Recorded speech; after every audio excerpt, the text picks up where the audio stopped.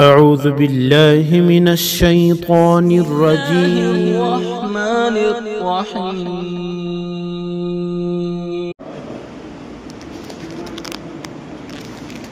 میرے محترم عزیزہ بہنوں، ہماری کام کرنے والی بہنوں کا یہ جوڑ ہر 3-4 ماہ پر ہوتا رہتا ہے، اور ماشاءاللہ آپ بہنیں اہتمام سے اس میں شریک ہوتی ہے۔ ابھی بارش ہو رہی ہے تو ہو سکتا ہے کہ بعض بہنیں بارش کی وجہ سے نہ پہنچ سکتی ہو، باقی ماشاءاللہ آپ کے حلقے میں اس کا بہت اہتمام ہوتا ہے، اللہ جزائے خیر دے۔ بات یہ ہے کہ ہمارا یہ جو جوڑ ہوتا ہے وہ جوڑ برائے جوڑ نہیں ہے، آپ کو چند باتیں سنانے کے لیے یہ جوڑ نہیں ہے، بلکہ ایک بہت بڑے مقصد اور ضرورت کے لیے کام کرنے والی بہنوں کو جوڑا جاتا ہے۔ اور صرف یہ آپ بہنوں کو نہیں جوڑا جاتا، ہماری مرد جو ہوتے ہیں کام کرنے والے مسجد کی جماعتیں، ان کو بھی موقع بموقع جوڑا جاتا ہے، اور وہ اس لیے ہوتا ہے کہ اس پرفتن ماحول میں اللہ پاک نے ہم مردوں کو اور بہنوں کو ایک بہت بڑے عمل کی توفیق دی ہے۔ اللہ نے اپنے فضل اور مہربانی سے ہم خود کا رخ دین کی طرف دیا ہے، اور دوسرا فضل مہربانی یہ ہے کہ اور لوگ بھی دین کی طرف متوجہ ہوں، اس محنت میں اللہ نے ہمیں مشغول کیا ہے۔ یہ دونوں چیزیں بہت ہی سعادت مندی اور خوش قسمتی کی ہے۔ کتابوں میں ایسا لکھا ہے کہ اللہ پاک جس کے ساتھ بھلائی کا ارادہ کرتے ہیں اسے خیر کی توفیق دیتے ہیں۔ تو ہم یہ تصور کر سکتے ہیں کہ اللہ پاک نے ہمارے اس مجمع کے ساتھ بھی خیر اور بھلائی کا ارادہ کیا ہے، کہ اللہ نے خیر کی طرف رخ کر دیا۔ یہ بغیر اللہ کے ارادے کے، بغیر اللہ کی توفیق کے نہیں ہوتا۔ اللہ فرماتے ہیں کہ توفیق تو ہم دیتے ہیں، وما توفیقی الا باللہ۔ اللہ قرآن میں فرماتے ہیں کہ بغیر اللہ کے ارادے کے کوئی آدمی ارادہ نہیں کر سکتا، بغیر اللہ کے ارادے کے ایک پتا بھی نہیں ہلتا، تو پھر بغیر اللہ کے ارادے کے اور کام کیسے ہو جائیں گے؟ تو یہ ساری چیزیں اللہ ہی کے ارادے سے ہوتی ہے، تو ہم اس پر اللہ کا شکر ادا کریں کہ اللہ نے ہمیں اس کی توفیق دی، اور اللہ ہم سب کو استعمال اس کے لیے کر رہا ہے۔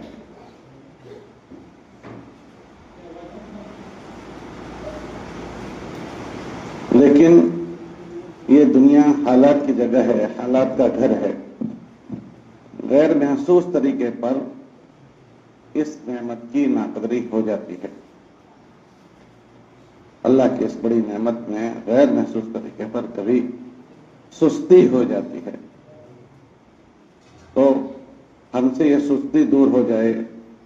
اتنی بڑی نعمت کی جو ناقدری کبھی ہو جاتی ہے، تو ناقدری کا جو انجام ہوتا ہے وہ زوال ہوتا ہے، کہ اللہ پاک نعمت پر حالات لاتے ہیں، نعمت کو لے لیتے ہیں،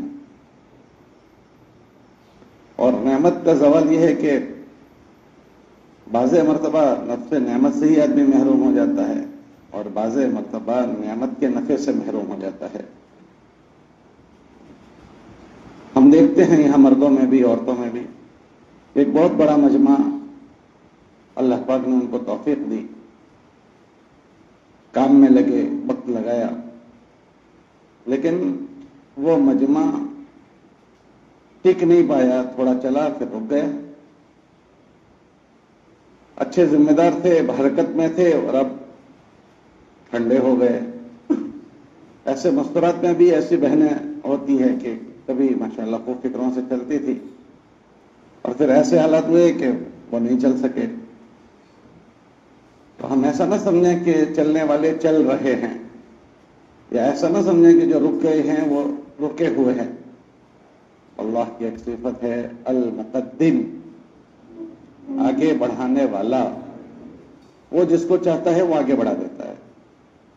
और अल्लाह की एक सिफत है अल-मुअख्खिर, पीछे करने वाला, वो जिसको चाहता है पीछे कर देता है।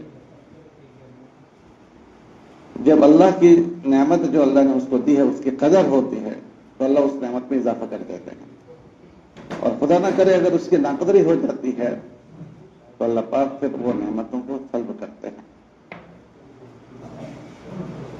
अल्लाह ने हमें जो नेमत दी है हमसे इसमें सुस्ती हो जाती है, गफलत हो जाती है, बाज मर्तबा जाने अनजाने चुक और गफलत हो की वजह से इससे इस बड़ी नेमत की नाकदरी हो जाती है। इन जोड़ों की वजह से हमको फिक्र दिलाई जाती है कि हम इस नेमत की अच्छे से कदर करने वाले कैसे बने, और खुदा न करे कहीं गफलत आई हो, सुस्ती आई हो, कमजोरी आई हो तो इस कमजोरियों को हम दूर कर दें। और आती है, ये दुनिया हालात की जगह है, हम इंसान हैं, हमारे साथ उज़र लगे हुए हैं, हमारे साथ हालात लगे हुए हैं। आदमी हालात की वजह से कमजोर होता है, उज़र की वजह से कमजोर हो जाता है, लेकिन उसके बाद आदमी कमजोर ही बनता चला जाए या माजूर ही बनता चला जाए, ये फिक्र की बात है। इन जोड़ों के जरिए से हमारी अल्लाह की जो बड़ी नेमत हमारी तरफ मुतवज्जह हुई है उसकी हम अच्छे से कदर करने वाले बन जाएं, उसकी फिक्र दिलाने के लिए ये जोड़ होते हैं। इसकी कदर क्या है?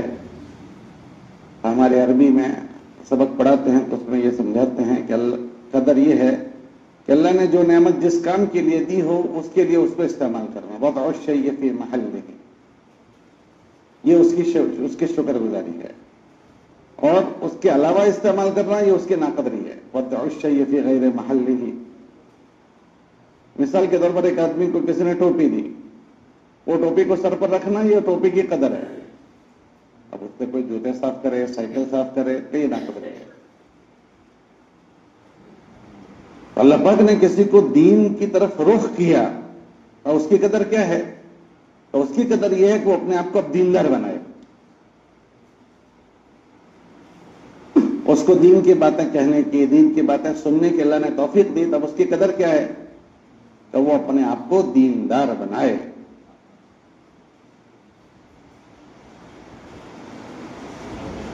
आदमी में दो चीजें होती है, या तो रब चाही जिंदगी होगी या फिर जी चाही जिंदगी होगी। दीनदार बनाने का मतलब यह है हर काम में वो ये मालूम करेगा कि इसमें रब चाही क्या है, इसमें अल्लाह का हुक्म क्या है, नबी का तरीका क्या है। ये जो चीज होगी वो इस नेमत की कदर है कि इस बंदे ने अल्लाह की नेमत की कदर की, उसको अल्लाह ने दीन की फिक्र दी, तो अब ये हर अमल को जान जान कर, पूछ पूछ कर, समझ समझ कर रहा है। तो इसने अपने इस तौफीक की कदर की और नफा उठाया। और खुदा न करे अगर कोई आदमी को अल्लाह ने इसकी तौफीक दी और इस चीज की फिक्र नहीं कर रहा, तो फिर ये आदमी दीन की बातें कर रहा है, दीनदार नहीं बन रहा है। दीन की बातें करना अलग है, दीनदार बनना अलग है। मैं जो बोल रहा हूं वो दीन की बातें हैं, मैं ऐसा बन जाऊं तो दीनदार बना, वरना मैंने दीन की बातें की। और अल्लाह के जितने वादे हैं वो उन बातों को जिंदगियों में लाने पर है।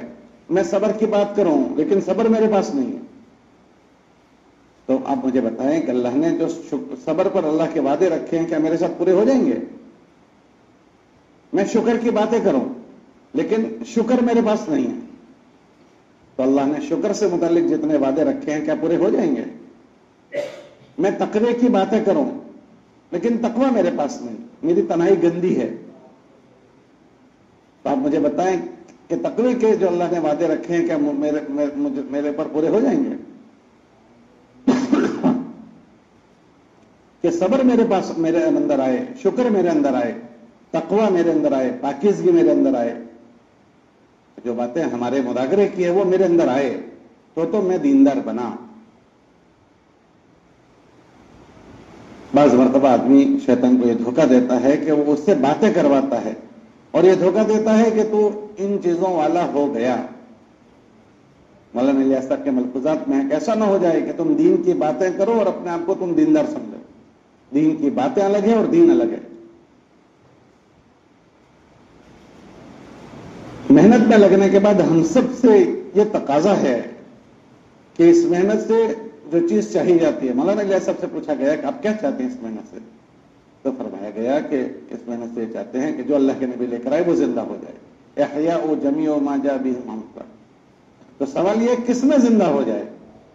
جن پر محنت کر رہے ہیں ان میں زندہ ہو جائے یا جس پر محنت ہو رہی ہے ان میں زندہ ہو جائے؟ جو محنت کر رہے ہیں وہ ان پر، کیا محنت کرنے والوں پر بھی ہو جائے اور جن پر کر رہے ہیں ان میں بھی زندہ ہو جائے. لیکن اصولی بات یہ ہے کہ جو لوگ محنت کرتے ہیں، اللہ نے ہر محنت کرنے والے کے لیے بشارت سنائی کہ جو محنت کرے گا اس کو ہم ہدایت دیں گے. تو محنت کرنے والوں کو اللہ نے ہدایت دینے کا وعدہ کیا ہے. اس لیے یہ تقاضا کیا گیا کہ ہر محنت کرنے والے اپنی محنت میں اپنی ذات کی نیت کرے،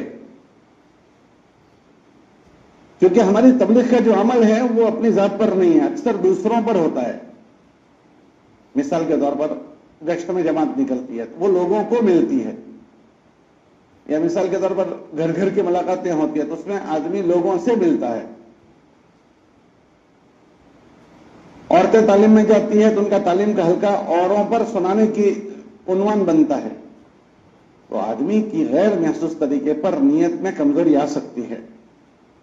وہ یہ کہ بھائی ہمارا گشت اوروں کو متوجہ کرنے کے لیے ہے، ہماری ملاقاتیں اوروں کو متوجہ کرنے کے لیے، ہمارا تعلیم کا حلقہ اور بہنوں کو متوجہ کرنے کے لیے. یہ نیت ہو سکتی ہے کہ ہو جائے. اس لیے ہم کو یہ بات کہی گئی کہ ہماری محنت کا رخ اوروں پر ہے مگر نیت ہماری ہوگی کہ ہمارا پورا کام اپنی ذات کے لیے ہے. چاہے ہماری محنت کا میدان مجمع ہو یا جو بھی ہو، لیکن اس میں نیت ہماری اپنی ذات ہوگی. کیونکہ ہم سے اللہ ہماری زندگی کا سوال کرے گا، دوسروں کی زندگی کا اللہ ہم سے سوال نہیں کرے گا کہ وہ بن کر آئے کہ نہیں آئے، انہوں نے اپنے آپ کو سنبھالا دیا یا نہیں دیا، وہ دیندار بنے کہ نہیں بنے. ہم سے اللہ کسی کا نہیں پوچھے گا. اللہ ہم سے ہماری زندگی کا پوچھیں گے. ہاں، دوسروں پر ہم نے محنت کی کہ نہیں کی وہ الگ ایک بات ہے، ہم کو محنت کا مکلف کیا ہے، مگر یہ ضروری نہیں ہے کہ ہماری محنت پر اللہ لوگوں کو ہدایت دے ہی دے. دنیا میں ایسا ہوا ہے کہ نبیوں نے محنت کی مگر ان کی محنت پر نبی کے گھر والوں کو بھی ہدایت نہیں ملی، نبی کے بیوی کو نہیں ملی، نبی کے اولاد کو نہیں ملی، نبی کے خاندان کو نہیں ملی. ایسا ہوتا ہے. جن کی ہم محنت میں نیت کرتے ہیں ان کی وعدہ نہیں ہے کہ تمہاری محنت پر ان کو ہدایت ملے گی یا نہیں ملے گی، اور ہماری محنت پر ہمیں ہدایت دینے کا وعدہ ہے، اور ہم نے اگر ہماری نیت نہیں کی تو پھر ہمیں بھی نہیں ملے گی. نہ خدا ہی ملا، نہ رسالے سنم، نہ ادھر کے رہے نہ ادھر کے. تو پھر کیا ہوگا کہ ہم سب کو نیت کرنی پڑے گی. تو ہماری اس محنت میں لگنے کا سب سے پہلا تقاضا یہ ہے کہ ہم محنت میں لگے ہوئے مرد اور محنت میں لگی ہوئی مستورات اس محنت میں لگنے کے بعد خود کیسے بن جائیں اور کیسا بننا ہے. بننا کیا ہے؟ بننا کیا ہے؟ ہر آدمی کا ایک دینداری کا لیول ہوتا ہے. صبح اٹھتا ہے شام تک اس کا ایک لیول ہے کہ نماز پڑھنے کی، قرآن پڑھنے کا اچھا لیول ہے وہ. لیکن یہ ہمارا منتہا نہیں ہے، یہ ہمارا منتہا اینڈ نہیں ہے. تو پھر ہم کو کہاں تک جانا ہے یہ محنت کرتے کرتے؟ اللہ پاک نے قرآن میں حضرات صحابہ کی زندگی کو بیان کیا ہے اور یہ فرمایا کہ ہم ان سے راضی ہیں، رضی اللہ عنہم ورضوا. پھر یہ فرمایا کہ ہم ان لوگوں سے بھی راضی ہوں گے جن کی زندگیاں ان کے مشابہ ہوگی. والذین اتبعوہم بإحسان رضی اللہ عنہم ورضوا. کہ ہم محنت کرتے کرتے اپنے آپ کو اتنا لے جائیں کہ ہماری زندگیاں ان کی زندگیوں سے میل کھا جائے. ہم میں سے کوئی صحابی نہیں بن سکتا، صحابیہ نہیں بن سکتی، مگر ان کے جیسے زندگی ہم بنا سکتے ہیں. ہماری سوچ ان کے سوچ کی طرح، ہماری فکریں ان کے فکروں کی طرح، ہمارے جذبات ان کے جذبات کی طرح، بچوں کے پالنے کے جذبات ان کی طرح، ساری چیزیں ان کی طرح ہماری کیسے میل کھا جائے. یہ ہماری منتہا ہے.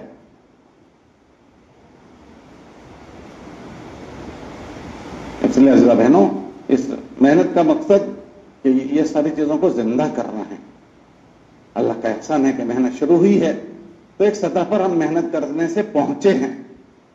ہر ایک کا کچھ نہ کچھ تبدیلی آئی ہے. ہر آدمی اپنے متعلق سوچے کہ جب تک تبلیغ نہیں آئی تھی تو ہمارا کیا حال تھا، مردوں کا کیا حال تھا، عورتوں کا کیا حال تھا. اللہ کا فضل ہے، تبلیغ کے آنے کے بعد تبدیلی ہوئی ہے، اچھی خاصی تبدیلی ہوئی. اب دیکھو چھوٹے چھوٹے بچے یہاں بیٹھے ہیں، ماشاءاللہ مولوی صاحب جیسے بچے بیٹھے ہیں سب، ورنہ ایسے نہیں ہوتے تھے.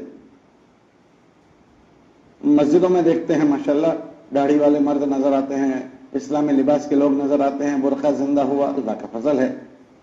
لیکن یہ ہماری سطح ہوئی ہے، لیکن وہ ہماری آخری بات نہیں ہے کہ ہمیں محنت کرتے کرتے اس سطح پر جانا ہے. ہم سب کے ذہنوں میں یہ ہماری منزل رہنی چاہیے. جب تک منزل نہیں رہتی آدمی اس منزل تک جانے کی کوشش بھی نہیں کرتا. جیسے ایک آدمی یہاں سے بمبئی جانا ہو تو یہاں سے ویجل پور آئے گا، کالول آئے گا، ہلول آئے گا، بڑودہ آئے گا، تو گاڑی جاتی ہے پوچھتا ہے کہ بھئی کیا آیا، کہ ویجل پور آ گیا، تو یہ اطمینان کرتا ہے چلو اتنی منزل کٹ گئی. کالول ہلول آ گیا، چلو اتنی منزل کٹ گئی. تو ہمارے ذہن میں سوار ہونی چاہیے ہماری منزل کہ ہماری منزل کیا ہے. پھر اس میں جو چیزیں جتنی ترقی کریں تو اس پر اللہ کا شکر ہوتا جائے گا، چلو یہ ہوا، چلو یہ ہوا. پھر جو باقی ہوگا اس کو لانے کی مشق کرے گا آدمی. تو ہم اپنی منزل دیکھیں گے کیسے کہ کتنی ہوئی، کتنی باقی ہے، کیسے دیکھیں گے؟ ہر آدمی کو اطمینان ہوتا ہے کہ میں کمپلیٹ ہوں، میری منزل پوری ہو چکی ہے. حالانکہ منزل پوری نہیں ہوئی ہے. ہمارے بزرگ فرماتے تھے کہ اس منزل کو دیکھنے کے لیے اللہ نے ہمیں آسان عمل دیا ہے کہ ہم کتنے بنے ہیں، ابھی کہاں تک جانا باقی ہے. تو آسان عمل ہے. ہمارے بزرگ فرماتے تھے کہ یہ جو ہماری تعلیم کی کتابیں ہیں، فضائل اعمال، فضائل صدقات، وہ پوچھتے تھے جانتے ہو یہ کیا چیز ہے؟ کہ ایک ایمان والا جو زندگی گزارتا ہے اس کی زندگی جینے کے 5 شعبے ہیں. ایک ایمانیات، ایک عبادات، ایک معاملات، ایک معاشرت اور ایک اخلاق. یہ 5 شعبوں میں اللہ کے حکموں کو داخل کرنا ہوتا ہے. ان 5 شعبوں میں آدمی جیتا ہے. ایمانیات ہے جو اللہ سے تعلق کی باتیں ہیں. ایمانیات کا تعلق دل سے ہے. وہ ہم بچپن میں نہیں پڑھا تھا آمنت باللہ و ملائکتہ و کتبہ و رسولہ والیوم الآخر والقدر خیر. وہ جو 7 چیزیں ہیں وہ سب کا تعلق دل سے ہے. مانیتائیں، عقیدے کہ وہ ایسے ہونے چاہیے جیسے وہ مانیتائیں اور عقیدے ایسے ہونی چاہیے جیسے اس کو رکھنے کا حق ہے. پھر اس کے بعد عبادات ہے. عبادات کے 5 ارکان ہیں، ایمان، نماز، روزہ، زکوٰۃ اور حج. وہ سب کا تعلق جسم سے ہے. کلمے کا اقرار کیا جائے گا، جسم سے نماز پڑھی جائے گی، زکوٰۃ ہاتھ سے دی جائے گی، حج کیا جائے گا، روزے رکھے جائیں گے. کہ اس کو ایسے کرنا جیسے اللہ کا حکم ہے. اس کو عبادات کہتے ہیں، ارکان اسلام. پھر اس کے بعد معاملات ہے، لیوڑ دیوڑ، لین دین، کہ ہمارا لین دین کیسا ہوگا، کون سی شکل مناسب ہے، کون سی نامناسب ہے. وہ لین دین، مردوں کا بھی اس میں واسطہ پڑتا ہے، عورتوں کا بھی واسطہ پڑتا ہے. پھر اس کے بعد 4تھا شعبہ جو ہے وہ معاشرت کا ہے. لیوڑ دیوڑ کے بعد رہن سہن، کہ کیسے رہ رہے ہیں یہ امی کے ساتھ، ابا کے ساتھ، بھائی بہنوں کے ساتھ، میاں بیوی، فلاں فلاں، اڑوسی پڑوسی، رشتہ دار، قریب کے دور کے، یہاں تک کہ جانور، کہ سب کے حقوق سمجھائے ہم کو. اور 5واں جو ہے وہ اخلاقیات ہے، ورتاؤ. ان 5 میں ہم کو ایسا بننا جیسا ہم سے ہمارا اللہ چاہتا ہے. ہمارے بزرگ فرماتے تھے یہ کتابیں جو ہے نا، یہ کتابیں اس میں ان 5 شعبوں میں ایمان والا کیسے رہے وہ پاٹھ لکھے ہیں، اس میں وہ اسباق لکھے ہیں. اس میں سب سے پہلے صحابہ کی حکایت صحابہ لکھی ہے، اس کے 12 ابواب ہیں. اس میں اللہ اور اس کے رسول کے اوپر فدا ہونے کے واقعات لکھے ہیں، اللہ اور اس کے رسول پر کیسے صحابہ کی جانے لگی ہے، ایمانیات، الگ الگ پہلو اس کے کھولے ہیں کہ ان کے جذبات کیسے، ان کے بچوں کی قربانی پیش کرنے کے جذبات کیسے، میاں بیوی کے اللہ کے نام پر لگنے کے جذبات کیسے. پھر ارکان اسلام 5 ہے، ان 5 ارکان اسلام کی تعلیم ہے، نماز، روزہ، زکوٰۃ اور حج. یہ عمل ایمان والے میں کیسے ہونے چاہیے، وہ باتیں اس میں لکھی ہے. یہ عمل کی کون سی شکل آسمان پر جائے گی اور کون سی شکل اللہ کے وہاں مردود ہو جائے گی، وہ اس میں لکھا ہے. اس کے کون سی شکل میں حسن پیدا ہو جائے گا اور کون سی شکل اللہ کے وہاں سے راندہ درگاہ ہو جائے گی. بعض عمل اللہ کے وہاں جاتے ہیں، بعض مرتبہ عمل واپس لوٹ کر آتے ہیں. نماز دعا بھی دیتی ہے، نماز بد دعا بھی دیتی ہے، تلاوت دعا بھی دیتی ہے، تلاوت بد دعا بھی دیتی ہے. ہر عمل میں یہ دونوں پہلو ہیں. تو پھر یہ 5 ارکان اسلام کی تفصیلی تعلیم ہے. پھر اس کے بعد معاملات ہے، حلال کیا ہے، حرام کیا ہے. حرام کا ایک نوالا ہمارے پیٹ میں چلا گیا کیا ہوگا، کسی کی ایک بالش زمین ہمارے پاس آ گئی تو کیا ہوگا، کسی کی ایک چونی ہم نے کھا لی تو کیا ہوگا. آپ نے پڑھا ہوگا کہ ایک چونی اگر کسی کی ہمارے پاس آ گئی 70 مقبول نمازیں چلی جائے گی. 70 مقبول نمازیں.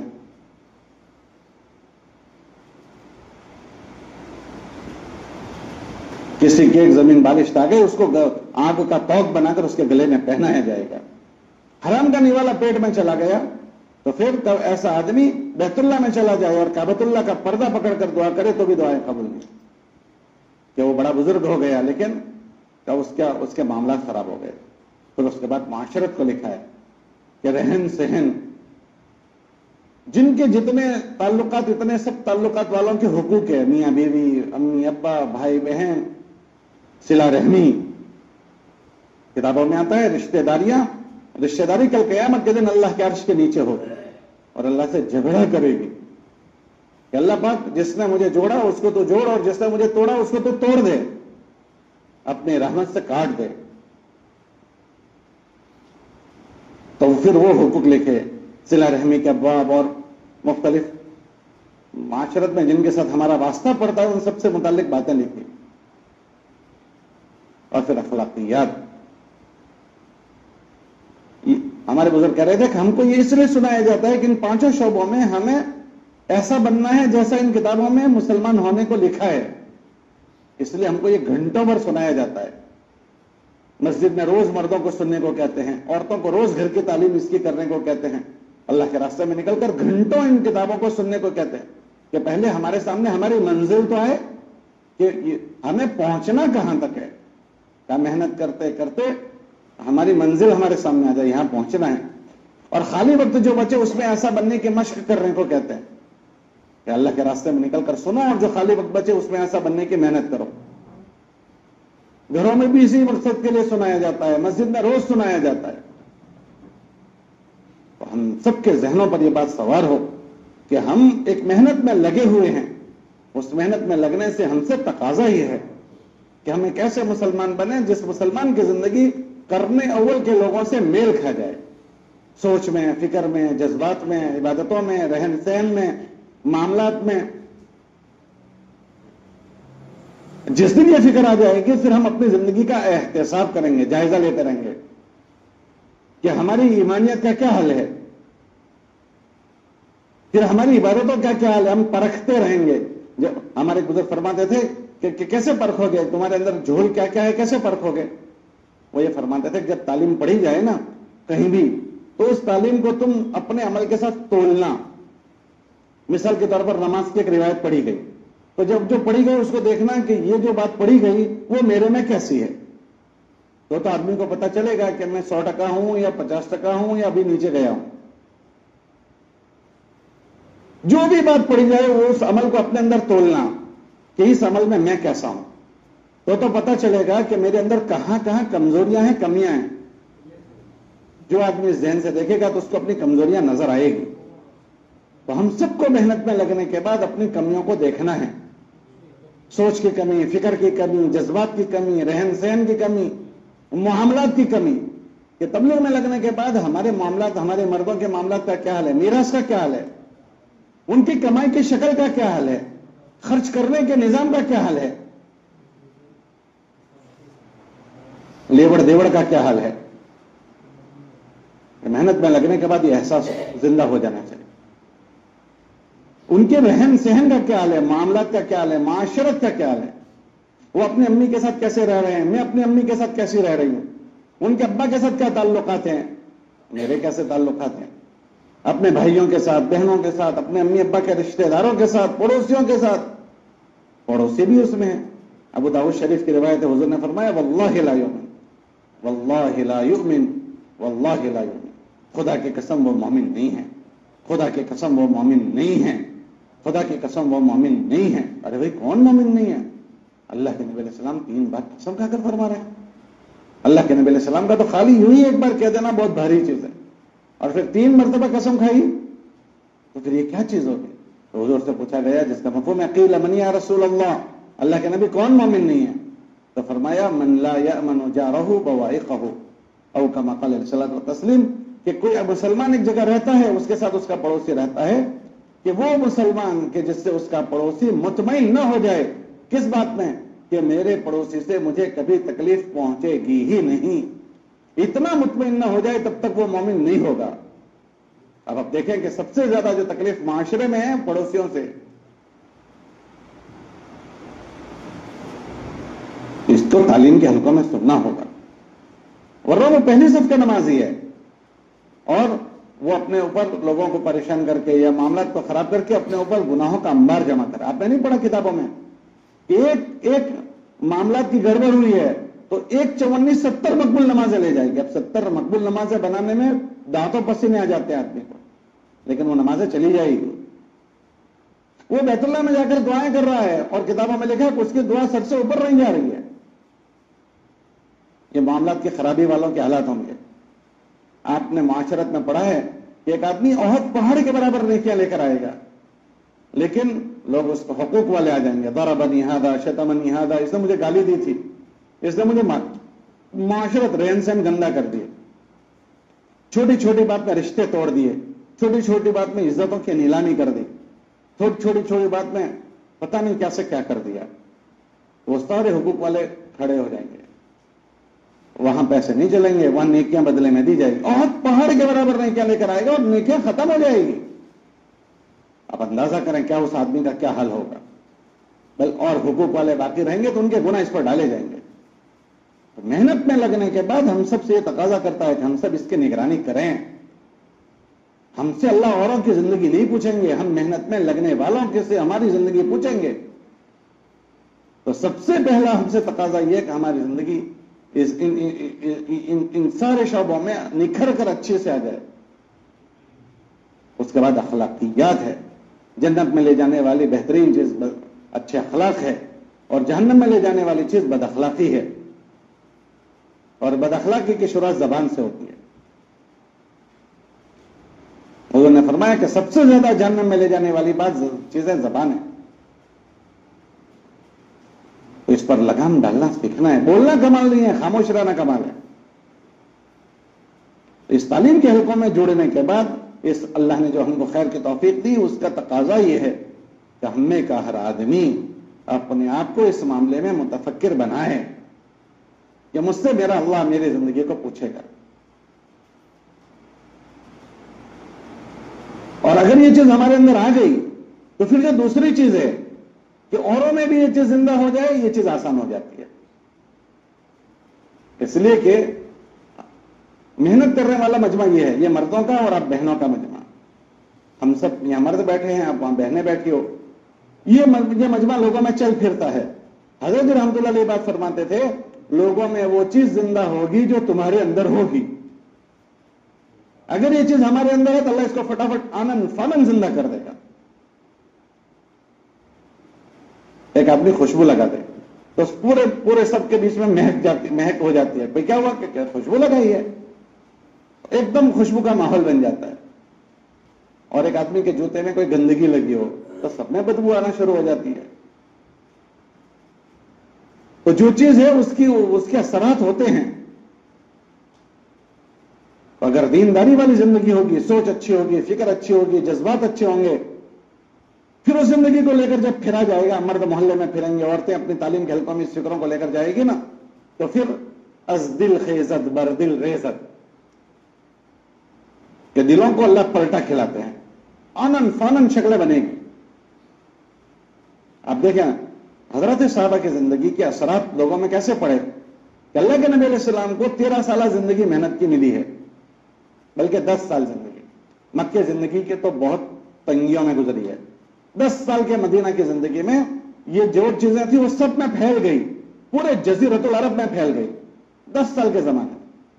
اور ہم پڑھتے ہیں کہ غزوات ہوئے ہیں، اللہ کے نبی علیہ السلام نے 150 جماعتیں بھیجی، تو بہت کم جانے گئی ہے، بہت کم جانے گئی اور یہ زندہ ہو گیا. کل 1800 2000 لوگ ایمان والے اور غیر ایمان والوں کے قتل ہوئے ہیں، مرے ہیں. اس میں ایمان والوں کی جانیں 500 کے قریب ملتی ہے شہداء کی، بس اس سے زیادہ نہیں ہے. ہم ایسا سوچتے ہیں بہت زیادہ، 500 سے زیادہ نہیں ہے، اتنے سارے غزوات میں. اور کفار جو تھے وہ باقی کی ان کی تعداد ہے. لیکن اتنی چند جانے لگی، لیکن اللہ پاک نے کام کی شکل قائم کر دی، پورے جزیرۃ العرب میں یہ فضا بن گئی. کیونکہ یہ لوگ وہ تھے جو اس فکر کو لے کر پھرتے تھے، اس زندگی کو لے کر پھرے ہیں. وہ جب کسی کے پاس جاتے تھے تو ان سے کہتے تھے اے لوگوں اسلام لے آؤ سلامتی میں رہو گے، اسلموا تسلموا، اے لوگوں اسلام لاؤ سلامتی میں رہو گے. تو پوچھتے تھے کون سا اسلام لائیں؟ تو ایک ہی جملے میں تبلیغ پوری ہو جاتی تھی، کونو مثلنا، ہمارے جیسے ہو جاؤ، ہمارے جیسے ہو جاؤ. اور وہ ایسے تھے کہ لوگ ان کے چہرے دیکھ کر کہتے تھے کہ یہ غلط لوگوں کے چہرے نہیں ہیں. تو وہ جو ان کے پاس تھا وہ پھیل گیا. اب میں اپنا جائزہ لوں کہ میری زندگی میرے گھر میں پھیل رہی ہے. ایک مرد اپنا جائزہ لے کہ کیا میری والی زندگی میرے گھر میں پھیل رہی ہے. ایک عورت جائزہ لے کہ کیا میرے پاس وہ زندگی ہے کہ جو میری بہوؤں میں منتقل ہو، میری بیٹیوں میں منتقل ہو، میرے بچوں میں منتقل ہو. ایک عورت کے بننے سے تو گھرانہ بنتا ہے نا. حضرت فرماتے تھے کہ ایک عورت کے بننے سے گھرانہ بنتا ہے. تو کیا ہمارے بننے سے ہمارے گھر میں یہ فکریں منتقل ہوئی؟ اگر ہو رہی ہے تو اس پر اللہ کا شکر ادا کرنا چاہیے، اور اگر کمزوری ہے اس میں تو ہمیں اپنا جائزہ لینا چاہیے. جب میری زندگی سے میرے گھر میں یہ بات نہیں پھیلے گی تو پھر میرے محلے میں کیسے پھیلے گی؟ میرے محلے میں، میری مسجد میں، آنے والے لوگوں میں کیسے پھیلے گی؟ اس لیے اس زندگی کو لے کر پھرنا ہے، اس کی نیتیں بنانی ہیں. ہم لوگ ایک ملک میں جا رہے تھے تو جہاز ہماری اتر رہی تھی وہاں، تو حضرت مولانا احمد لاٹ صاحب تھے ساتھ میں. تو کہنے لگے بھائی اس ملک میں ہم داخل ہو رہے ہیں، ہر ساتھی اپنی نیت کو خوب دیکھ لے کہ ہم کس نیت سے اس ملک میں داخل ہو رہے ہیں. پھر فرمایا کہ حضرت یہ فرماتے تھے کہ تمہاری جو نیتیں ہوگی اس کے اثرات یہاں پڑیں گے. تو ہماری نیتوں کے اثرات پڑتے ہیں، ہماری زندگیوں کے اثرات پڑتے ہیں.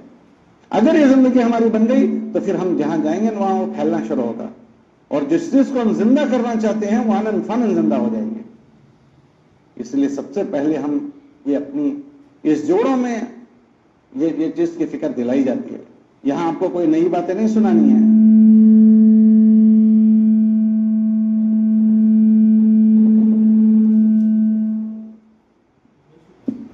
یہاں آپ کو کوئی نئی باتیں نہیں سنانی کہ جس مبارک محنت کی اللہ نے ان کو توفیق دی ہے اس کی ہمیں تازگی ہو جائے کہ اللہ نے اتنا بڑا ہمیں کام دیا ہے جس کے ذریعے سے ہم ایک بہت اچھی زندگی تک جا سکتے ہیں. تو شیطان ہم میں غفلت پیدا نہ کرتے، ہمیں سستی پیدا نہ کرتے، اور اس کی باتوں میں مشغول کر کے زندگی بنانے سے ہم کو غفلت میں نہ ڈال دے. سب سے پہلے اس کی فکر کی لیے. دوسری بات کہ اللہ ہمیں ذریعہ بہانہ بنا کر اوروں میں خیر کے وجود میں آنے کا ذریعہ بنا دے، یہ ہماری بہت بڑی سعادت کی چیز ہے. کسی بندے کا محنت میں لگ جانا یہ اس کی بہت بڑی کمائی کا ذریعہ ہے، بہت بڑی کمائی ہے. ایک ہمارے بزرگ کہتے تھے کہ جو محنت میں لگتے ہیں نا موت کے بعد بھی ان کے دفتر بند نہیں ہوتے ہیں. ارے بھائی کیسے بند نہیں ہوتے ہیں؟ کہ موت کے بعد آدمی اپنی ذات سے ایک سبحان اللہ کہنے کا محتاج ہو جاتا ہے. لیکن محنت کی ایسی اللہ نے شکل دی ہے کہ ایک آدمی نے کسی کو لگایا تبلیغ میں، دین میں لگایا. اب جس آدمی نے اس کو لگایا وہ آدمی جب تک دینداری پر باقی رہے گا اس کی ساری دینداری لگانے والے کے نامہ عمل میں آتی رہے گی. کیونکہ کتابوں میں ایسا ہے الدال علی الخیر کفاعلہ، کہ کوئی کسی کو خیر کی بات کی طرف بلائے تو اس کی خیر ایسی ہے جیسے اسی نے کی ہے. اور تبلیغ میں تو عجیب ہے، ایک نے دوسرے کو لگایا، وہ دوسرا تیسرے کو لگاتا ہے، تیسرا چوتھے کو لگاتا ہے، وہ سلسلہ چلتا ہی رہتا ہے، کہاں تک جاتا ہے تو اس کو سوچ بھی نہیں سکتے. تو کتنی بڑی کمائی ہے. تو ہمارے مرنے کے بعد ہماری محنت جتنا پر ہوئی ہے وہ سارے ہمارے نامہ اعمال کا حصہ بنتے جائیں گے. یہ بہت بڑی کمائی ہے. تو جو بندے اور بندیاں اس خیر کے لیے استعمال ہوتے ہیں یہ بھی ان کے لیے سعادت کی چیز ہے. اس لیے ہم اس کو بوجھ نہ سمجھیں کہ اگر اللہ ہمیں اس کے لیے استعمال کر رہا ہے تو یہ میری سعادت کی چیز ہے کہ میں اچھے سے اچھا ذریعہ کیسے بنوں، میں زیادہ سے زیادہ لوگوں کے لیے خیر پر آنے کا ذریعہ کیسے بنوں. ہر عورت سوچے، ہر مرد سوچے کہ یہ انسانوں کے کمانے کا ذریعہ ہے. مولانا محمد عمر صاحب رحمۃ اللہ علیہ ایک بات فرماتے تھے، دنیا میں لوگ چیزیں کما کر جاتے ہیں، ہم دنیا سے انسانوں کو کما کر جائیں، انسانوں کو کما کر جانا ہے. اور بعضی انسان تو ایسے زوردار کمائی میں آ جاتے ہیں کہ وہ ہم سے زیادہ کام کرتے ہیں، ہم سے زیادہ. کتابوں میں آتا ہے رب مبلغ نوال انسان ہے کہ جس کو تم نے بات سنائی ہے وہ بات کرنے والے سے آگے نکل گیا. آپ استادوں کو دیکھو کہ بعض استاد ہوتے ہیں جس سے ایک طالب علم نے الف بات آپ پڑھا تو ان کے استاد نے تو موت تک الف بات آپ پڑھایا، لیکن پڑھنے والا طالب علم بخاری شریف پڑھا رہا ہے. ایک استاد سے اس نے KG پڑھی، ABCD جو بھی ہے وہ پڑھا، اور بعد میں تو وہ پروفیسر بن گیا. تو استاد تو ABCD پڑھا رہا ہے اور شاگرد پڑھا رہا ہے پروفیسر. تو بعض ایسے ہوتے ہیں محلوں کے ملاقاتوں میں، گشتوں میں عورتوں پر محنت کرتی ہے، تو بعض ایسی زوردار ہوتی ہے کوئی بات لے لیتی ہے اور وہ ہم سے زیادہ اچھا کام کرنے والے ہو جاتے ہیں. اگر ایسے ہمارے ہاتھوں آ گئے تو ہم نہیں کر سکے، ایسا انہوں نے کیا وہ سب ان کا ہمارے نام اعمال. یہ کتنی بڑی کمائی ہے. اس کے لیے جو شکل اس کی ہے اس کو اہتمام کرنا ہے، اس کو اچھے سے اچھے بنانا ہے، اس لیے کہ اچھی شکل کے اثرات ہوتے ہیں. تو مردوں کو تو مسجد کی ایک شکل ملی ہے کہ مسجد کی سطح پر وہ مردوں کو محنت کریں گے، اور آپ بہنوں کو کیا شکل ملی ہے کہ آپ کے گھروں میں یہ چیز منتقل ہے، اس کے لیے آپ کو گھر کی محنت کی شکل دی ہے. آپ کو اپنے گھر کی محنت کی شکل کہ یہ جو فکر آپ اوروں میں زندہ کرنا چاہتے ہیں وہ آپ اپنے گھر میں اس کی شکل بناؤ کہ آپ کے بچوں کو آپ کے ہاتھ سے یہ چیز ملے، آپ کی بیٹیوں کو یہ شکل ملے، آپ کے گھر میں آنے والی بہوؤں کو یہ شکل ملے.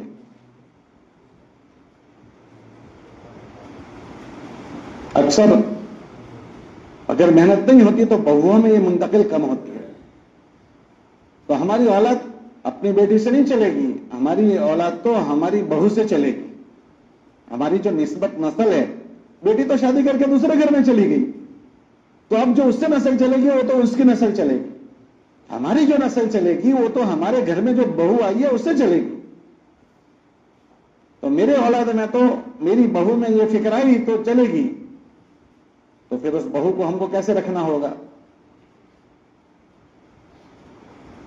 اس بہو کو دیکھ لیں، اس سے ہماری نسل چلنے والی، تو اس کو یہ فکر بنانے کے لیے اس کو اپنانا ہوگا. تبلیغ والی کی بیٹی میں تو یہ چیز پیدا ہونی ہی چاہیے، اس کی بہو میں بھی یہ چیز آنی چاہیے، ان کے بچوں میں یہ دکھنا چاہیے. تو ہم اپنے گھر میں محنت کا میدان بنائیں. پھر اس کے بعد ہم کو جو دوسری شکل دی ہے محلے کی ایک ایک مستورات، اس کی یہ فکر کیسے بنے، جو ہماری بنی ہے وہ ایک ایک کی بنے، اس کے لیے ہم کو محلے کی تعلیم دی ہے. یہ مقصود نہیں ہے، یہ مطلوب نہیں ہے، یہ پسندیدہ نہیں ہے کہ عورتیں اپنے گھر سے باہر نکلیں. عورتوں کا اصل کام تو ان کے گھروں میں ہی یہ شکلیں قائم کرنا ہے. ان کو تو یہی ہے وَقَرْنَ فِي بُيُوتِكُنَّ کہ تم اپنے گھروں میں گھڑی رہو. ان کو گھر سے نکالنا مقصود نہیں ہے، کیونکہ عورت کا خیر کے لیے بھی گھر سے نکلنا فتنے سے خالی نہیں ہے. کتابوں میں آتا ہے کہ عورت جب کسی غرض کے لیے بھی گھر سے نکلتی ہے تو اس کے پیچھے شیطان انگلی کرتا ہے، دیکھو اس کو دیکھو، اس کو دیکھو. تو خیر کے لیے نکلے تو بھی شیطان پیچھے لگ جاتا ہے. تو یہ پسندیدہ نہیں ہے، یہ ہماری ایک مجبوری ہے کہ محلے میں فضا نہیں بنی ہے. محلے میں اس کی فضا نہیں بنی ہے، تو اس تعلیم کے حلقے کے ذریعے سے ایک فضا بنوانا ہے. جب اللہ کرے کہ گھروں میں تعلیم کے حلقے اچھے مضبوط قائم ہو جائیں گے اور ہر گھر کی خواتین اپنی مضبوط فکر کرنے والی بن جائے گی، تو ہو سکتا ہے کہ ان حلقوں کو روک بھی لے. یہ تو ایک مجبوری ہے. تو اب اللہ نے ہم کو ایک موقع دیا ہے کہ ہمارے محلے کے مستورات میں فکریں زندہ ہو. یہ ہماری بہت بڑی کمائی ہے کہ ہمارے محلے کی مستورات ہماری تعلیم کے حلقوں میں آتی ہے. اب یہ مستورات ایک عورت نہیں ہے کہ ایک عورت کیا ہے، کہ ایک عورت خاندان ہے، ایک عورت ایک نسل ہے، ایک عورت ایک گھرانہ ہے. اگر ہماری ایک عورت پر محنت ہوئی تو ہم نے خاندان پر محنت کر لی. حضرت رحمۃ اللہ علیہ کی بات آپ نے 50 بار سنی ہوگی. حضرت یہ بات فرماتے تھے کہ ایک مرد کا بننا ایک مرد کا بننا اور ایک عورت کا بن جانا ایک نسل اور ایک خاندان کا بن جانا ہے. تو آپ اس کو یہ سرسری نہ لیں کہ 20 بہنیں ہیں، 15 بہنیں ہیں، یہ 20 گھرانے ہیں، یہ 25 گھرانے ہیں، اور ایک ایک گھرانے میں کتنی آل اولاد ہوتی ہے، اور پھر اس نسل میں کیسے کیسے لوگ پیدا ہوں گے. ہم اس کو سوچ سکتے ہیں؟ جس دن ان چیزوں کا ہمیں تصور ہوگا نا کہ یہ میری اتنی بڑی کمائی کا ذریعہ ہے، تو پھر اس دن ہم کو اس تعلیم کے حلقے میں جانے کی ترغیب نہیں دی جائے گی. آپ بہنوں کو اس دن کا انتظار رہے گا کہ یہ دن کب آئے گا. پورے ہفتے آپ اپنے تعلیم کے دن کا انتظار کرو گی کہ تعلیم کا دن کب آئے گا، تعلیم کا دن کب ہوگا. اور جس دن آ جائے گا تو آپ کا شوق اور ولولہ جاگ اٹھے گا، اندر سے دل بے چین ہو جائے گا. لوگوں کو دکھ کی وجہ سے نیند اڑ جاتی ہے، آپ کو خوشی میں نیند اڑ جائے گی، کھانا اچھا نہیں لگے گا. آج تعلیم کا حلقہ ہے، آج کمائی کا حلقہ ہے، آج کمائی کو مانگنے کا دن ہے. آپ کی توجہ اللہ کی طرف بڑھ جائے گی. اللہ پاک آج تعلیم کا حلقہ ہے، پورے محلے کی مستورات آنے والی ہے. اے اللہ ہماری کمائی کا دن ہے. اے اللہ دل آپ کے ہاتھ میں ہے، دلوں کے پلٹانے والے آپ ہیں. اے اللہ ہمیں نہیں آتا، کرنے والی ذات تیری ہے. اے اللہ آج ہماری تعلیم میں تو یہ تاثیر ڈال دے کہ ہماری تعلیم آنے والی بہنوں کی اور ان کی نسلوں میں خیر کے آنے کا ذریعہ بن جائے. آپ کا بلبلانا ہوگا، آپ کا اللہ کے سامنے کوڑنا ہوگا، آپ کا اللہ کے سامنے آوازاری کرنا ہو جائے گا. آپ اچھے سے پھر کتاب دیکھ کر جاؤ گی کہ میں ایک اچھے سے مجھے بات رکھنی ہے تو سلیقے سے رکھنا ہو جائے. پھر ہمیں آپ کو ترغیب نہیں دینی پڑے گی کہ بہن آپ کتاب دیکھ کر جاؤ. ہمیں یہ نہیں کہنا پڑے گا کہ آپ پابندی کرو. اس کو کوئی سوچ نہیں سکے گا کہ ہماری تعلیم والی بہن تعلیم میں نہیں گئی. اگر ہماری تعلیم والی بہن تعلیم میں نہیں جا رہی ہے، یہ علامت ہے اتنی بڑی نعمت کو اس نے تصور نہیں کیا کتنی بڑی ہے میری کمائی ہے. تبھی غیر حاضری ہو سکتی ہے کہ تھوڑا سا سر میں درد ہوا غیر حاضری ہو گئی، گھر میں مہمان آئے تھے کہ غیر حاضری ہو گئی. یہ وہی آدمی ناقدری کر سکتا ہے جس آدمی کو اس کا تصور ہو کہ بھئی نہ ہو کہ کتنی بڑی میری کمائی کا دن ہے. اس لیے ہم اس کو ہلکے سے نہ لیں، بہت بڑی کمائی آپ کی ہے. اس لیے اللہ سے اس کو مانگ کر جائیں، اللہ سے مانگے، ہر بہن مانگے، اور ہماری غیر حاضری اس میں نہ ہو. ساری بہنیں اس دن کا انتظار کریں اور جب وہ دن آئے تو ذوق شوق سے جائیں. اور تمام بہنیں اپنے ساتھ کتاب لے کر جائیں. کیوں کہ ہمارا مجمع اگر بڑھ گیا تو ہمارے وہاں یہ نہیں ہے کہ عورتیں مائک میں تعلیم کرے گی یا زور سے تعلیم کرے گی. عورت کی آواز بھی پردہ ہے. مان لو ایک کمرے میں 25 بہنیں جمع ہو گئی تو 25 کے بیچ میں تعلیم کرے گی. پھر مجمع بڑھ گیا تو یہ زور سے نہیں سنائے گی دوسرے کمرے والی کو. جو تعلیم والی بہنیں وہاں بیٹھی ہے وہ اپنی کتاب لائی ہے، وہ وہاں تعلیم شروع کر دے. تو ہماری بہنیں کی کتاب لے کر جائیں. اور ہمارا جب یہ جذبہ ہوگا کہ ہماری بہنوں میں ہمیں بھرنا ہے تو پھر ہماری بہنیں ان کا اچھا استقبال کریں گی. استقبال بہت بڑا عمل ہے کہ استقبال اگر اچھا ہو گیا تو آدمی کا دل آدمی جیت لیتا ہے. آدمی سے ملے کسی سے تو آدمی پہلے اس کے چہرے کو دیکھتا ہے کہ اس کا انداز کیسا ہے. اس کو کہتے ہیں باڈی لینگویج، کہ اس کا تاثر، کہ اس کے ملنے کا انداز آئندہ ملے ایسا ہے یا آئندہ نہ ملنے جیسا ہے. اگر استقبال اچھا ہو گیا تو آؤ بھگت کسی کے گھر میں کوئی مہمان بن کر جائے تو آدمی سمجھ جاتا ہے کہ اس نے ہمارے ساتھ کس انداز سے رویہ کیا. یا تو وہ آئندہ آنے کا دروازہ کھول دے گا یا آئندہ دروازہ بند کر دے گا. تو ہم یہ سوچیں کہ یہ کوئی معمولی چیز نہیں ہے. ہمارا انداز، ہمارا رویہ اچھے سے اچھا ہو. ہر بہن چاہے استقبال میں مشورے سے ایک بہن طے ہوئی ہے لیکن ہماری ساری بہنوں کی فکر ہو کہ ہماری بہنیں متوجہ ہو جائے. اور تعلیم والی ٹھہر ٹھہر کر سکون کے ساتھ تعلیم کریں. میاں جی مہرا فرماتے تھے خود تاثر لیتے ہوئے پڑھو. ایک بات جو پڑھی جا رہی ہے خالی ایک اندر دیکھ کر دھن سے پڑھتے چلے گئے, بلکہ کوئی چیز سمجھ میں آ جاتی ہو خود اس کا اثر لیتے ہوئے پڑھنا ہے. اس طرح سے پڑھنا, اس میں اپنی طرف سے ہمیں تقریر نہیں کرنی. ہاں کوئی مشکل لفظ ہے تو اس کو سمجھا دیا, الگ بات ہے. اس طرح سے ہمیں ساری کتابوں میں سے نشان لگا لگا کر تھوڑا تھوڑا پڑھنا ہے. پھر آخر میں 6 صفات کا مذاکرہ. آپ نے سنا ہوگا ہمارے بزرگوں سے کہ 6 صفات پورا دین نہیں ہے, مگر پورے دین پر آنے کا ایک بہت بڑا ذریعہ ہے. تو ان 6 صفات کو پھر ہم ذریعہ سمجھ کر اچھے سے بھریں.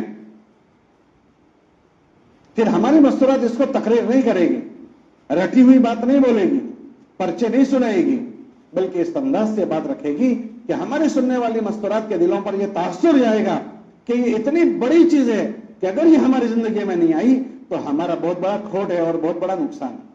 ایک احساس پیدا ہو جائے. تو ہمارے 6 صفات ہمارے رکھنے آسان کر کے, تاکہ ہر خاتون یہ بات سمجھ سکے کہ یہ آسان ہے اور یہ ہماری ضرورت کی. کیونکہ پھر آخر میں ہم کو جو 5 منٹ ترغیبی بات ہے اس میں یہ ساری باتیں اپنے گھروں میں لے کر جانے کی بات ہم کو کرنی ہے. تو آسان ہوگی تو وہ کر سکے گی, مشکل ہم نے کر دیا تو وہ نہیں کر سکے گی. اس لیے ہمیں آسان کر کے کہ ہماری اس تعلیم میں آنے والی بہنیں یہاں سے یہ جذبات لے کر جائیں, یہ سوچ لے کر جائیں, یہ فکر لے کر جائیں. اس لیے آخر میں پھر 5 منٹ ترغیبی بات ہوتی ہے. اس میں ان کو اپنے مردوں کی فکر دلانا, ان کے اپنی ذات کی زندگی کی فکر دلانا, اپنے گھر والوں کی فکر دلانا, پھر یہ فکر اپنے گھر میں بھرنا, اس کے لیے تعلیم کے حلقے. پھر اس کے بعد بھی ہماری بہنیں فارغ نہیں ہو جائے گی, بلکہ عمل کے بعد پھر دعا میں متوجہ ہوگی کہ اللہ ذریعے بہانے کے طور پر جو کرنا تھا وہ ہم نے کیا ہے, اب اس کو وجود میں لانے والی ذات آپ کی ہے. پھر وہ دعاؤں میں لگے گی. ایسا نہیں کہ آئندہ سنیچر کو تعلیمیں تو دیکھی جائے گی, آئندہ سنیچر کو وہ پورے ہفتے بے چین رہے گی اور تل ملاتی ہوئی رہے گی. آپ ہمارے نبی کے صفات میں پڑھیں, متواصل الاحزان دائم الفکرہ, کہ ہمیشہ کوڑتے رہتے تھے. کتابوں میں آتا ہے اللہ کے نبی علیہ السلام کے سینے مبارک سے ایسی آواز آتی تھی جیسے آگ پر ہنڈیا رکھ دی گئی ہو. عزیز کا عزیز المرجل, ہنڈیا ابلتی ہو ایسے آواز آتے تھے. تو پھر ہمارا پورا ہفتہ غفلت میں نہیں گزرے گا. ہم نے جو دانے ڈالے ہیں اس کے لیے گرم آنسو بہا کر اس کو پانی پلائیں گے کہ اللہ پاک یہ ہم نے شکل بنائی ہے, آپ ہی اس میں جان ڈالنے والے ہیں. تو ہمارے تعلیم کے حلقوں کو ہمیں مضبوط بنانا ہے. یہ نہیں ہے کہ چند بہنیں چلی گئی اور چند رہ گئی, یہ تو بہت بڑی محرومی کی بات ہو جائے. اور اس کے ساتھ ساتھ آپ بہنوں کو, کیونکہ گھروں سے زیادہ نکلنا مقصود نہیں ہے, اس لیے چھوٹے چھوٹے حلقے بنائے. ہر 30-40 مکان پر ایک حلقہ بنایا. ایک مسجد کے اطراف میں 3, 4, 5 تعلیم کے حلقے ہیں. وہ اسی لیے تاکہ 100% مستورات کور ہو جائے. اب آپ بہنیں جائزہ لو کہ آپ کے محلے میں جو تعلیم کا حلقہ آپ کے ذمہ کیا ہے کتنے مکانوں کے بیچ میں. بھئی 30 مکان ہمارے حلقے میں ہیں, 40 ہے, 50 ہے. اس میں اپنی عمر کو پہنچی ہوئی مستورات کی تعداد کتنی ہے. پھر اس میں یہ تجزیہ لو, آپ تفقد کرو کہ اس پورے, بھئی ہمارے محلے میں اپنی عمر کو پہنچی ہوئی 50 بہنیں ہیں, 60 ہے, 70 ہے, ہمارے تعلیم کے حلقے میں کتنی آئی. ہم نے تو آپ کی ڈائریوں کا جو ہمارے ساتھیوں نے سب نے دیکھا کہ 20 آتی ہے, 25, 30 آتی ہے بس.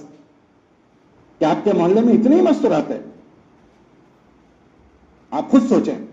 یہ جو ڈائریوں میں لکھوانے کی بات ہے وہ خالی ایک رسمی نہیں ہے, کوئی فارمیٹ نہیں ہے جو بھرنا ہے, بلکہ یہ لکھوانا اس لیے تاکہ ہماری مستورات کو اس کا احساس ہو کہ ہمارے تعلیم کے حلقے میں 20 آئی ہے, اب باقی کے 100% کیسے آئے, اس کی کیا تدبیر, کیا کوشش ہو سکتی ہے, اس پر توجہ رہے.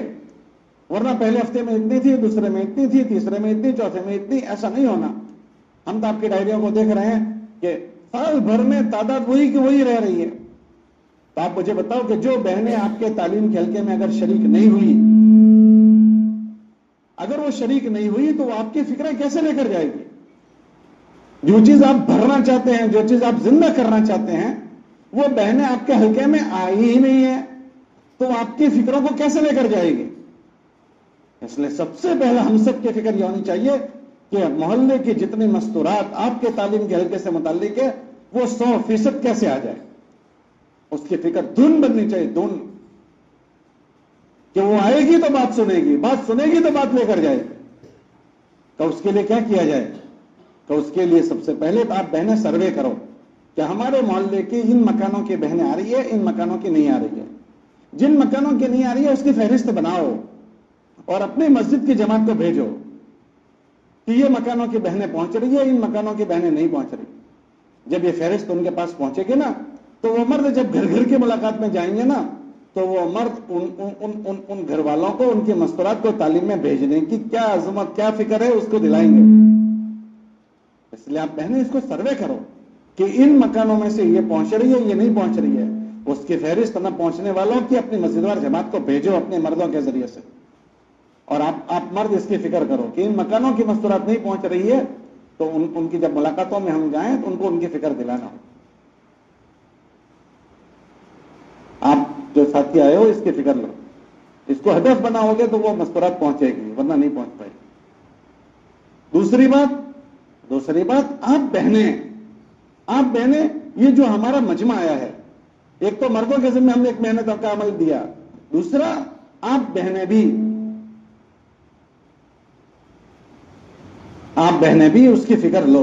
وہ فکر کیا لینی ہے کہ مثلا آپ کی تعلیم کے حلقے میں 15 بہنیں آئی ہیں یا 20 بہنیں آئی ہیں یا 25 بہنیں آئی ہیں، تو آپ ان بہنوں کو بھی متفکر کر کے یہاں سے بھیجو، دائی بنا کر بھیجو.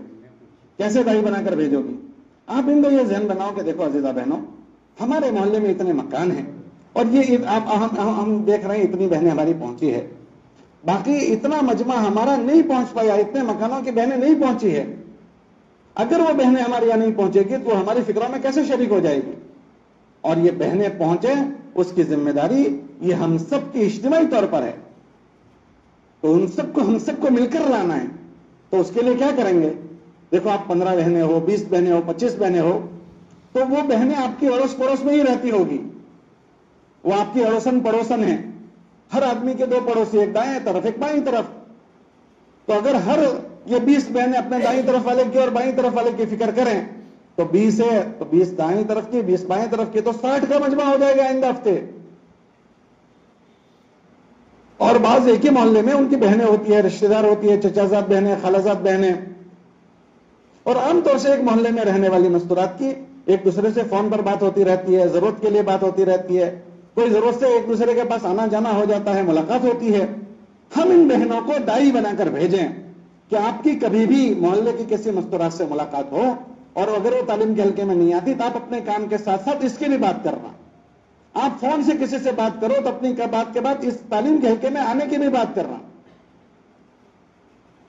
دیکھو ان کو گشتوں میں نہیں جانا، ملاقاتوں میں نہیں جانا. آپ بہنوں کو ان چیز کے لیے آپ کے گھر سے نہیں نکلنا، اس عمل کے لیے نہ گشتوں میں جانا ہے نہ ملاقاتوں میں. لیکن چونکہ ایک ہی محلے میں رہتے ہیں تو ایک دوسرے کے پاس کبھی ضرورت کے لیے آنا جانا ہوتا ہے، فون پر باتیں ہوتی ہے.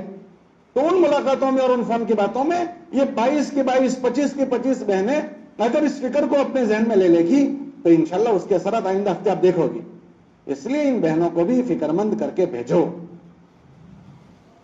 تیسری جو محنت کی شکل ہے وہ یہ ہے کہ آپ تعلیم والی بہنوں کی جماعت، آپ نے دیکھا کہ یہ بہنیں پہنچ رہی ہے، یہ فلاں بہن کی نہیں پہنچ رہی ہے، تو آپ بھی ہفتے بھر اسی فکر کے ساتھ رہو. اس کے لیے آپ کو بھی گشتوں میں نہیں جانا، ملاقاتوں میں نہیں جانا. مگر آپ کی 6 کی جماعت ہے تو آپ کے بھی تو اڑوسی پڑوسی ہیں، تو آپ بھی اپنے اڑوسی پڑوسی کی فکر کرو. آپ کے بھی تو محلے والوں کے ساتھ فون پر باتیں ہوتی رہتی ہے، تو آپ بلکہ مردوں سے زیادہ عورتیں فون پر باتیں کرتی رہتی ہے. اکثر مرد جب گھر میں فون کرتے ہیں تو ویٹنگ میں ہی آتا ہے. آپ دیکھ لینا، آپ کے مردوں نے بھی شکایت کی ہوگی کہ جب بھی فون کرتے ہیں ویٹنگ میں ہی فون آتا ہے. تو مردوں سے زیادہ عورتیں فون کرتی رہتی ہیں. تو آپ کے تو محلے والوں سے مراسم ہوتے ہیں، تعلقات ہوتے ہیں. تو اپنے کام کاج کے ساتھ آپ بہنیں بھی، اور بعض بہنیں وہ کی تعلقات نہیں ہیں، ہمیں اللہ کے دین کے لیے ان سے تعلق بنانا ہے. اور اس کے لیے آسان شکل یہ ہے، حضور کے زمانے میں جب کھانا بنتا تھا نا ایک گھر میں تو اپنے اڑوسیوں پڑوسیوں کو بھیجتے تھے. تو ہم احسان کے معاملہ کریں، ان سے فون نمبر لیں، ان سے دعا سلام کریں، لیکن یہ سارا رشتہ صرف اللہ کے لیے اور کوئی غرض ہماری بیچ میں نہ ہو. اور ان سے دوستی لگا کر ہماری فکر یہ ہو کہ کسی طرح یہ متوجہ ہو جائے. تو آپ بہنیں بھی اسی فکر کے ساتھ پورا ہفتہ گزاریں. آنے والی بہنوں کو بھی دائی بنا کر بھیجیں. آپ کی مسجد کی جماعت کو بھی یہ نام دیں ساری طرف سب طرف سے محنت ہوگی نا تو انشاءاللہ تعلیم کے حلقے میں جان بڑھ جائے گی. اور ایک عمل اور ہے، چوتھی ترتیب جو ہے وہ بہت طاقتور ہے. وہ یہ ہے کہ جس دن تعلیم کا حلقہ ہو اس دن مسجد کی جماعتیں، آپ مردوں سے بھی گزارش ہے کہ آپ مسجد کی جماعتیں تعلیمی گشت کرو. جس مسجد میں ہم نے دیکھا تعلیمی گشت ہو جاتا ہے تو وہاں مستورات کا مجمع اچھا پہنچتا ہے. جہاں تعلیمی گشت میں کمزوری ہوتی ہے وہاں عملے میں بھی کمزوری ہوتی ہے. اس لیے جس دن تعلیم کا دن ہو مسجد کی جماعت میں اس کی فکر دلاؤ کہ بھائی تعلیمی گشت ہو جائے تو انشاءاللہ اس سے طاقت آئے گی. تو یہ ہمارا بہت بڑا عمل ہے. اس لیے بہنوں سے گزارش ہے کہ اس میں غیر حاضری نہ کریں. معمولی عذر سے 100% ہماری مستورات پہنچے. آپ کی بہت بڑی کمائی کا ذریعہ ہے. کب موت آ جائے گی ہمیں پتہ نہیں ہے. اپنے پیچھے کام کرنے والیاں چھوڑ کر مرے ہم. اور ایک ایک عورت کا چھوڑنا ایک عورت نہیں ہے، ایک ایک خاندان چھوڑ کر مرو گی. ان میں پتہ نہیں کیسے کیسے اللہ کے نیک بندے پیدا ہوں گے، وہ آپ کے نامہ اعمال کا حصہ ہو جائے گا. اس لیے سستی نہ کریں، غیر حاضری نہ کریں اور عمل کو اچھے سے اچھا بنائیں. اس کے ساتھ ایک اور عمل آپ کے ذمہ ہے، سیکھنے سکھانے کا عمل. جو حلقہ آپ کا ہے وہ کام کرنے والی بہنوں کے لیے ہے. اس میں نئی بہنوں کو بلانے کو نہیں کہتے ہیں جو کام کر رہے ہیں. اور کیوں ہیں کہ بھئی ہماری ضرورت کا دین ہمیں سیکھنا ہے. اکثر جماعتوں میں جا کر تو آدمی سیکھتا ہے، باقی عورتوں کو بار بار جانے کی ترغیب نہیں دی جاتی، موقع بموقع جانا ہے.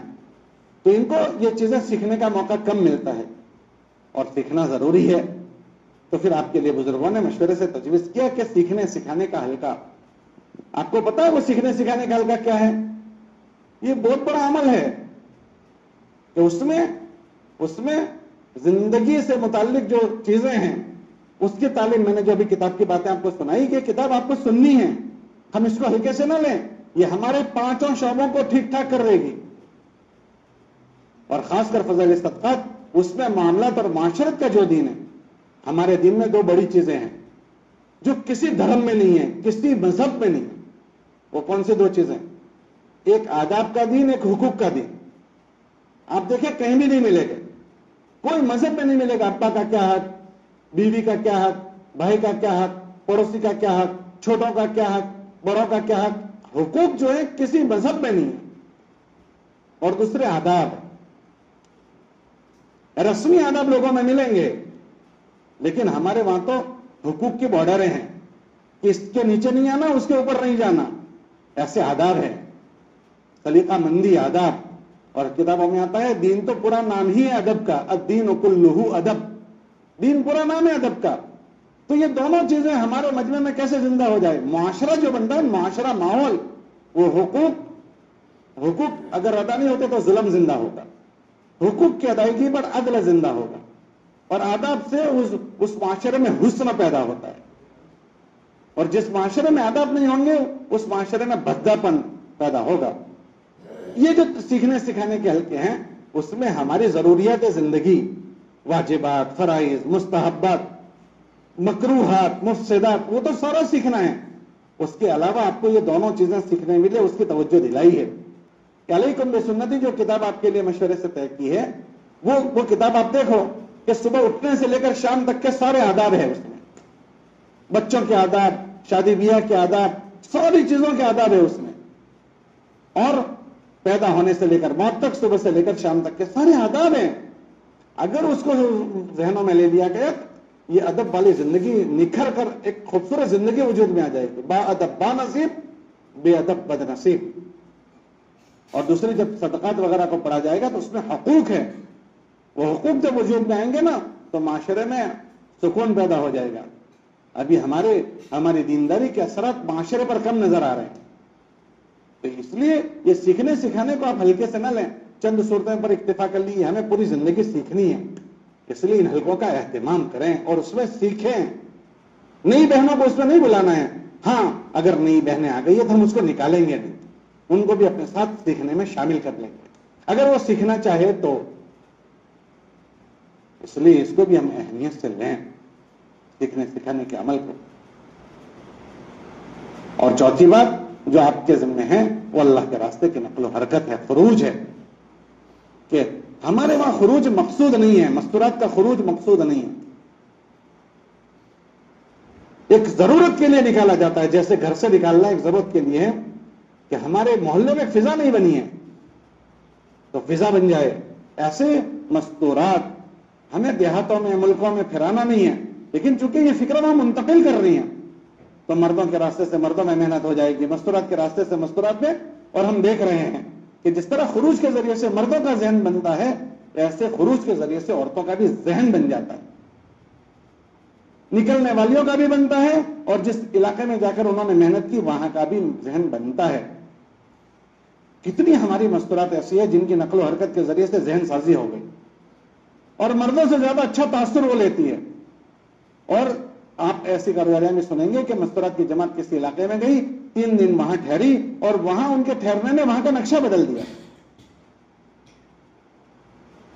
تو آپ بہنوں کو اللہ نے سمجھنے اور سمجھانے کا ایک ملکہ دیا ہے، کیونکہ آپ بہنوں کو گھر چلانے ہیں، گھر تو گھر چلانے کا ملکہ آپ کو دیا ہے.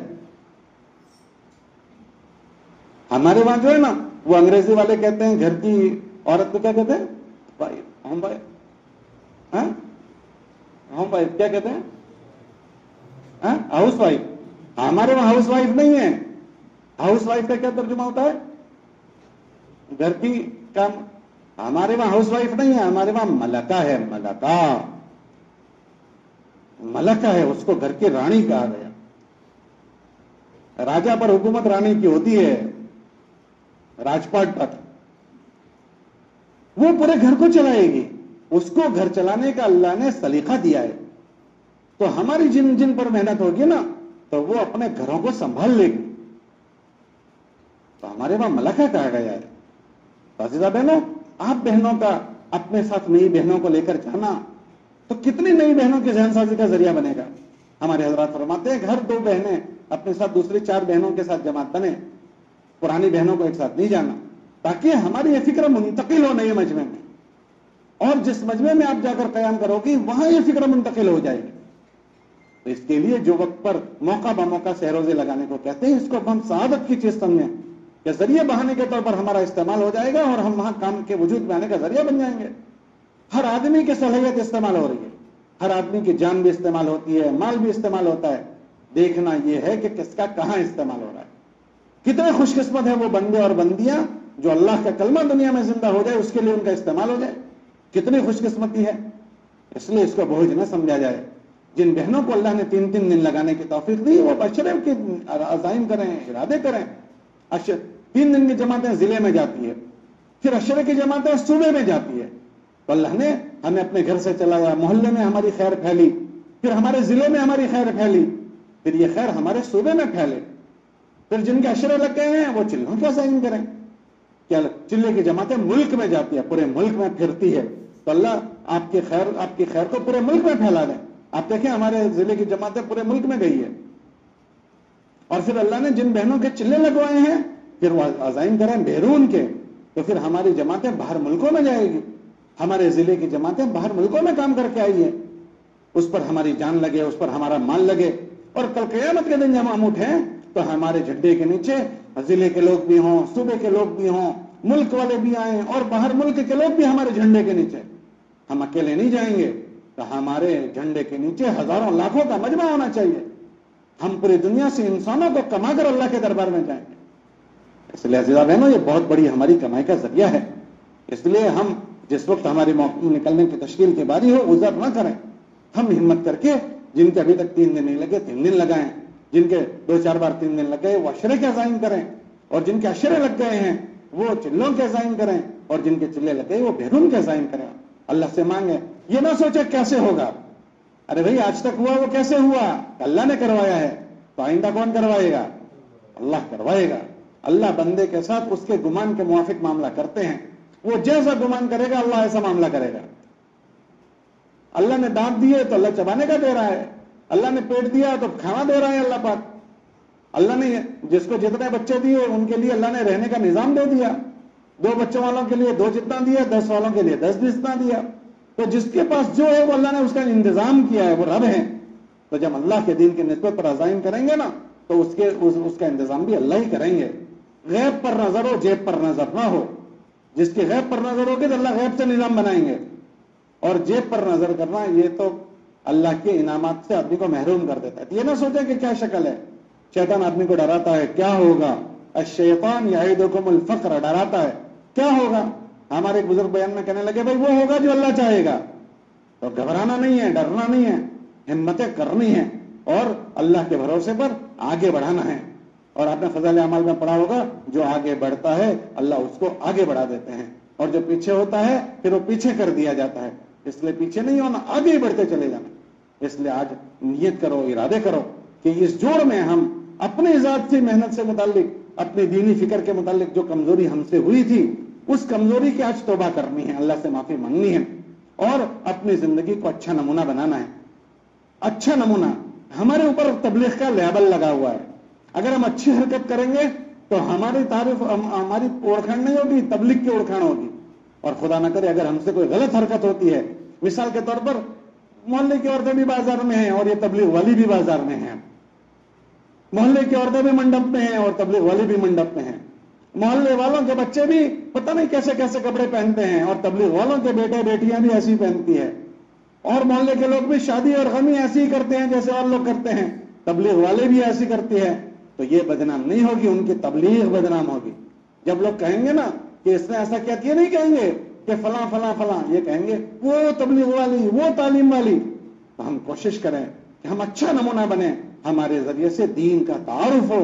ऐसा न हो जाए इसके हमारे जरिए से अल्लाह का दीन बदनाम हो। इसके लिए हम अपने जज्बात, अपनी तमन्नाओं को दफन कर दें, दबा दें। हम बाजारों में नहीं जाएंगे, मंडपों को आबाद नहीं करेंगे। हमारे अंदर से और हमारी औलादों से अल्लाह का दीन छलके नजर आए, दिखे, ये हैयत हमारी बने, हमारे घरों की हैयत बने। आप देखें हजरात साहबा के घरों की हैयत, आने वाले मेहमान उनके घरों में ठहरते थे, वहां से असर लेकर जाते थे। तो हमारी बातों से, हमारी रहनी करनी से, हमारे घर के माहौल से, हमारे बच्चों से, हमारे घर के मौत में ये शादी, मंगनी, रिश्ते, वो सब से ये चीजें छलकनी चाहिए।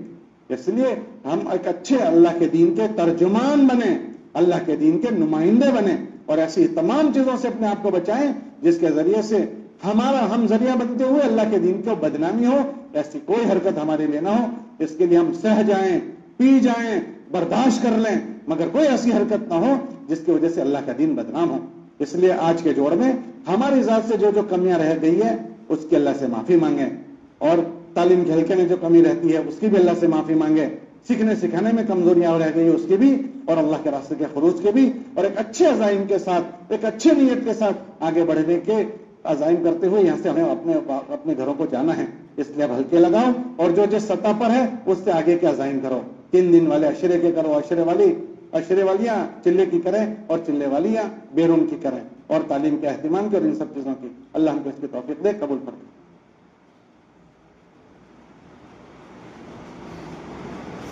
और जो बहनें अशरे में जाएगी उसके कवायद ये हैं कि उसके 2-4 बार सैरोजे लगे हों और उसके मर्द का कम से कम चिल्ला हो और मुतशर्रे हो। मुतशर्रे मतलब कि उसके ऊपर शरीयत का हुलिया दिखता हो, और मर्दों में, और औरतें बुर्के के साथ होगी, दाढ़ी कुर्ते पजामे, मतलब मुतशर्रे हों।